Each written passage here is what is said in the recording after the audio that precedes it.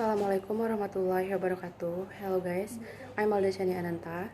In this video, I want to show you my group presentation about British culture. Check this out. Assalamualaikum warahmatullahi wabarakatuh. Hello, my name is Atarik Adine Lakri. Okay, I will discuss about history of language in UK. The history of the English language really started with the arrival of three Germanic tribes who invaded Britain during the 5th century. Okay, we start from Old English. The invading Germanic tribes spoke similar language, which in Britain developed into what we now call Old English. Old English did not sound or look like English today. Native English speakers now would have great difficulty understanding Old English. Nevertheless, about half of the most commonly used words in modern English have Old English roots. The would be strong and water. For example, derived from Old English. Old English was spoken until around 11th centuries. Okay, the second is Middle English. In 166, William the Conqueror, the Duke of Normandy, part of modern France, invaded and conquered England.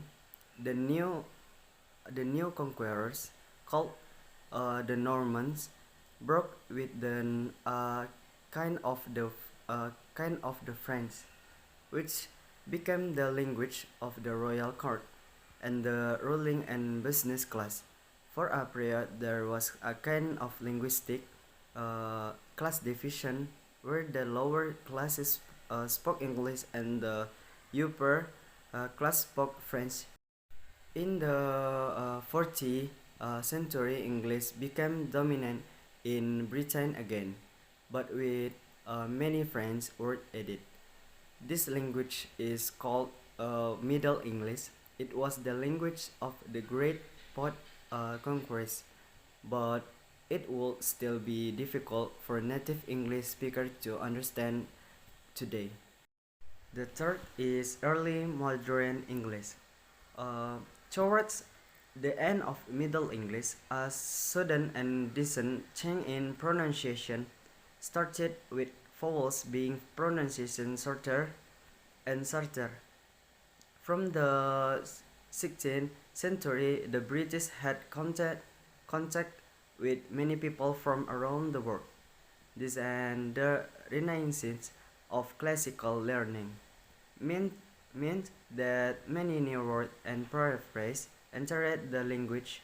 The invention of printing also meant that there was no common language in print. Books became cheaper and more people learned to read. Printing also brought standardization to English. Spelling and grammar became fixed, and the dialect of London, where most publishing houses were, became the started. In the 164, the first English dictionary was published. Okay, the last late modern English. The main difference between early modern English and late modern English is vocabulary. Late modern English has many more words, arising from two principal factors. Firstly, and the Industrial Revolution and technology created a need for new words. Secondly, the British Empire at the height covered and quarter of the earth's surface, and the English language adopted foreign from word from many centuries. Assalamualaikum warahmatullahi wabarakatuh. Late modern English from ancient until present. The main difference between early modern English and late modern English is vocabulary.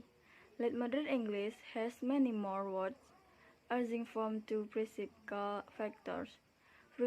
Firstly, the Industrial Revolution and technology created a need for new work. Secondly, the British Empire at its height covered 1/4 of the surface, and the English language adopted fresh words from many countries. Varieties of English from around 1600, the English colonization of North America resulted in the creation of a distinct American variety of English. Some English pronunciation and word froze when they reached America. In this some way, American English is more like the English of Shakespeare that's modern than British English. Okay guys, when we talk about the culture shock, the first culture shock when you visit in UK is British politeness. British politeness is something that the country has become known for, and where a polite people, and should you find yourself in a conversation with a British person, you're sure to experience a lot of apologizes, interested but not intrusive questions, and a lot of beating around the bush. For example, don't be loud or obnoxious in public. They always look down on those causing a scene in public, avoiding talking on your phone on public transport, or speaking louder than necessary in public places, including restaurants and bars. You must be respectful for everyone in public area. Then, the second one is British comedy and sense of humor. British humor is heavy in irony and sarcasm. There is a large self-depreciating aspect to it, which is appreciated extremely highly, and a serious delivery is standard. Satire is common, and everyday absurdities provide a rich stream of comedic value. It is an unforgivable insult to accuse a Brit of having no sense of humor. Beware. And let's check about the culture shock. Number 3 is driving on the left.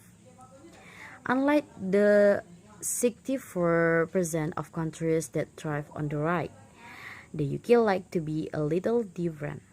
We drive on the left here, so that's well worth a mention if you intend on driving around the capital. If you are driving on your trip, check in with your hotel at the likes at the Chilworth London Paddington Hotel to see what the situation is regarding parking, so you don't fall short when you arrive. And the last one is the high cost of living. Let's make sure we've got one thing totally clear. London is very expensive. Accommodation, restaurant, and exhibition are all really pricey in London. In order to cut down on costs on your London holiday, make sure you visit the great mix of free exhibition at the museum, including the world famous British Museum. Also, save funds on public transport by investing in an Oyster card, and save cash on each ride as you use the tube. You may want to consider spending a little extra to be at Central Hotel, as this will cut down on transportation costs. And there are the culture shock from UK. And so don't shock when you visit UK, guys. That's all for me, and see you. Assalamualaikum warahmatullahi wabarakatuh. My name is Ahmad Fajar Hafiz, and today I'm going to show you how to say the British accent. We compare it with American accent. American, Nike. British, noit.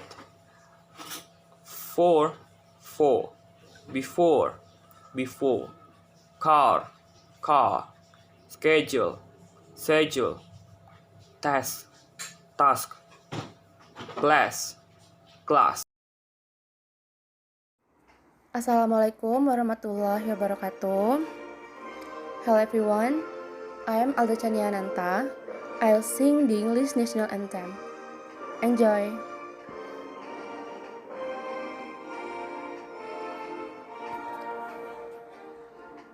God save our gracious Queen. Long live our noble queens. God save the Queen. Send her victorious, happy and glorious, long to reign over us. God save the Queen. O Lord our God, arise, scatter her enemies, and make them fall. Confirm their politics, frustrate their nefarious tricks. On thee our hopes we fix.